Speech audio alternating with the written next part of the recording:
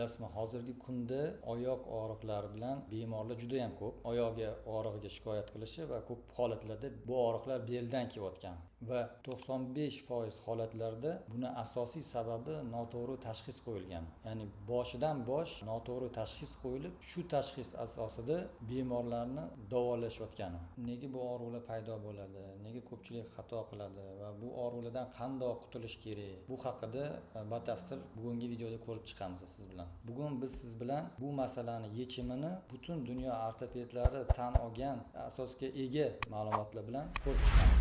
Mening ismim Nodonjon Rahimov, 15 yillik tajribaga ega ortoped vertebrologman. Tasavvur qiling, 90% odamlarda kechiradigan holatlar bu meni o'zimni shaxsiy tajribamdan kelib chiqqan holatda bemorlar aytishadi, shu 5 kilo 10 kilo narsani ko'tarib yubordim. Ozgina turib egilibroq ish qilib qo'ydim. Qaltis harakat qilib yubordim. Belimda og'riq boshlandi, oyog'imga berdi deb kelishadi va bu bemorlar ko'p holatlarda samolecheniya deydi rus tilida, o'zligicha davolab ko'rishadi. Bo'lmagandan keyin eng yaxshi holatlarda shifokorga borishadi. Unda ham omadli kelsa nevropatologga uchrashishadi. Yo bo'lmasa ba'zilari tabibga boradi, tabibda ancha lecheniya oladi, keyin shifokorga boradi. Yo bo'lmasa hozir juda ham ko'p shifokorlar, ya'ni o'z sohasini boshqa mutaxassisi bo'lgan, ya'ni terapevt deymiz uni. Ya'ni ortopediya va vertebrologiya aloqasi bo'lmagan sohalar shifokorlar ham bu kasallikni davolashyapti. Shunaqa shifokorlarga boradi va ko'pincha holatlarda ularga noto'g'ri tashxis qo'yib va noto'g'ri lecheniya ketadi. Ko'p uchraydigan tashxislardan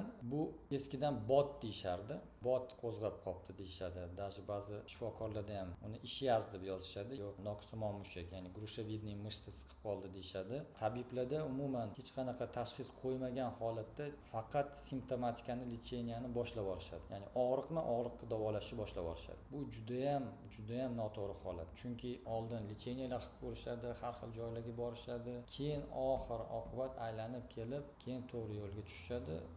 Ba'zi holatlarda kech kelishadi. Ya'ni men o'zimni bemorlarim bo'lgan, уже qaytmaydigan paralech holatlarda kelganlari ham bo'lgan. Уже unda yordam berishimizning foizi juda ham qisqarib ketadi. Vaqtdan yutkazib qo'yishgan bo'ladi, kasallikni o'tkazib yuborishgan holatlar bo'ladi. Eskidan bir maqol bor, to'g'ri qo'yilgan tashxis bu 50% davo degan.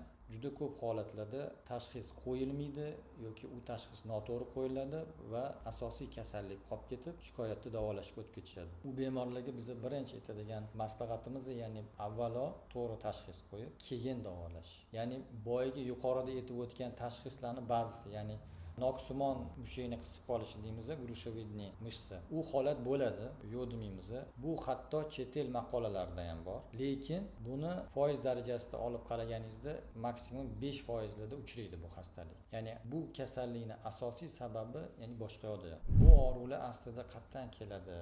Shu savolga javobni boshlanishiga men anatomiyadan qisqacha ma'lumot beraman va shundan tushuncha hosil bo'ladi. Bu sedalishniy nerv deganimiz, o'zbekchalab o'tirg'ich nervi deyiladi. Bu ingichka qanaqadir tog'lamas. Bu juda qalin, eng kami odamni g'o'dasiga qarab, shu barmoq qalinligida dumba sohasidan boshlanib to oyoqning uchigacha boradigan nerv. Ya'ni bu o'zi nervi boshlanish joyi beldan boshlanadi. Bu aslida bel sohasidagi L3, L4, L5, S1 qarishoklarni, ya'ni nervlarni birlashib katta nerv hosil qilib, uni beldan boshlanib to oyoqning uchigacha boradigan nervga yetiladi. Buni aytishimizning sababi bemordagi shikoyatlar oyoqda bo'ladi. Oyoq og'riydi, uvishadi, bora oyoqlikda sezuvchanligi o'zgaradi, reflekslar tushib ketishi, oyoqni borib keyin ozishi va to parez yo paralichgacha olib borishi mumkin. Ya'ni beldagi muammo oyoqda simptomatika beradi. Ya'ni demoqchi bo'lganimiz, oyoqdagi shikoyatlar asosiy 95 holatlarda bu bir nechta beldagi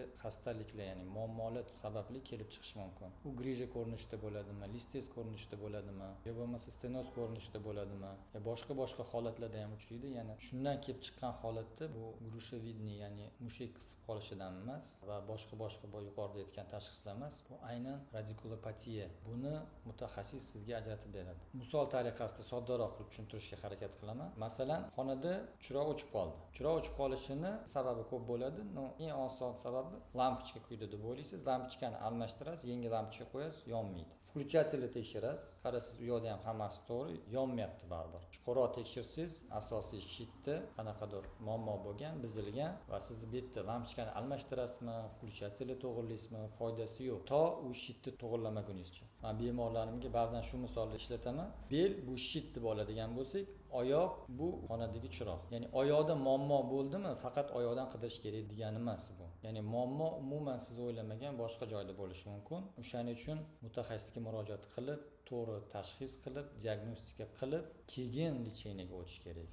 Tabiiy bemorlarda savol tug'ilishi mumkin. Menda radikulopatiya borligini qayerdan bilishim mumkin? Masalan, uy sharoitida yoki masalan qishloq, chekka joylarda turadigan odamlar bo'ladi. Ya'ni doktorga bormasdan oldin, shifokorga bormasdan oldin qayerdan bilasam bo'ladi degan savol tug'iladi. Siz uy sharoitida o'zingizga o'zingiz taxminiy tashxis qo'yishingizni ba'zi belgilarni aytib o'taman. Agar shu belgilar sizda uchrasa, demak siz shifokorga borishingiz kerak. Bular ko'p holatlarda og'riq bir taraflama bo'ladi. Ya'ni bu ilmiy ham asoslangan. 80% holatlarda og'riq bir oyoqda bo'ladi va qolgan 15-20% holatlarda og'riq ikkala oyoqda bo'lishi mumkin. Ikkinchisi, og'riq egilganda, o'tirib turganda, ya'ni qalqiganda deymiz, og'riq kuchayishi.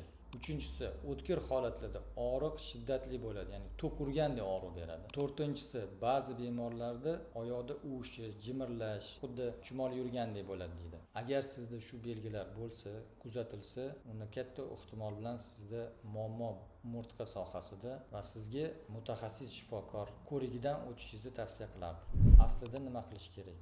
Bu kasallikka o'ziga xos fazalari bor. Ya'ni o'tkir faza deymiz, keyin o'rta faza va remissiya davri va keyinchalik agar to'g'ri lecheniya qilinsa, davolanish davri deymiz. Ya'ni har bitta davriga yarasha o'zini taktikasi bor. Dori-darmonning o'zini davri bor. Rastashka, fizkultura, LFK ning o'zini davri bor. Blokada deymiz, blokadalar qilinadi. Yo ukol dori, yo osma dori deymiz. Ularning o'zini davri bor va eng oxiri operatsiyaga taqalsa, operatsiya davri bor. Holatiga qarab davolanish kerak. O'shanda kasallikka to'g'ri davolagan bo'lamiz, kasallikka to'g'ri yo'nalgan bo'lamiz. Ko'pincha bemorlar shunaqa savol berishadi: blokada nima o'zi, foydalimi, zararlimi? Uni foydasidan ko'ra zarari ko'p degan tushunchalar bor. Blokada so'zi o'zi termini bloklash degan ma'nodan kelib chiqib, ya'ni nimanidir bloklash. Bizning holatimizda nervni bloklaymiz. Asosan o'sha sohaga, ya'ni oyoq sohasiga ketadigan nervlarni bloklab qo'yib, biz nimaga erishamiz? Yallig'lanishni olamiz, og'riqni olamiz va o'sha qilingan preparatni tarkibida davolovchi faktor ham bor, ya'ni davolaymiz. Ya'ni bitta to'g'ri qilingan blokada bilan biz ham bemorning shikoyatlarini, ya'ni simptomlarini olamiz, ham davolaymiz. O'zi blokada qanaqa to'g'ri qilinadi? Bu asosan maxsus rentgen nazorat ostida, kichik amaliyot xonasida, operatsiyonida bemor yotqizilgan holatda maxsus uzun ninalari bo'ladi. Ikkita yo'l bilan, ya'ni transforaminal deymiz va epidural yo'l bilan nina bilan to o'sha jarohatlangan yo bezovta qilayotgan karishokgacha borib, u karishokka atrofiga yetib borib, ya'ni nervni o'ziga emas, ba'zi bemorlar nervga ukol qilasizmi deydi. Yo'q, nerv sohasini atrofiga borib dori yuboriladi. U dori o'sha sohadagi patologiyani, muammoni, og'riqlarni, yallig'lanishni olib davolovchi effekt beradi. Savol tug'iladi: qaysi holatlarda ekstreniy mutaxassisga murojaat qilish kerak? Agar og'rig'ingiz 2-3 haftadan ortiq davom etayotgan bo'lsa, yoki oyoqlaringizda harakat cheklansa, yo bo'lmasa sezuvchanlik kamayib borsa, yo butunlay yo'qolsa, unda kutib o'tirmasdan shifokorga darhol murojaat qilishingiz kerak. Xulosa qilib aytadigan bo'lsak, 95 holatlarda, ya'ni bu gushovidniy mushakka qisib qolishi emas, bu radikulopatiya, ya'ni umurtqa pog'onasidagi muammolar orqali kelib chiqadigan kasallik. Va bu kasallikka davolasa bo'ladi va bu kasallikka to'g'ri davolash shart. Agar ushbu video sizga manfaatli bo'lgan bo'lsa va foydali deb topsangiz, oylab azob chekayotgan tanishlaringizga yo'llab qo'ying.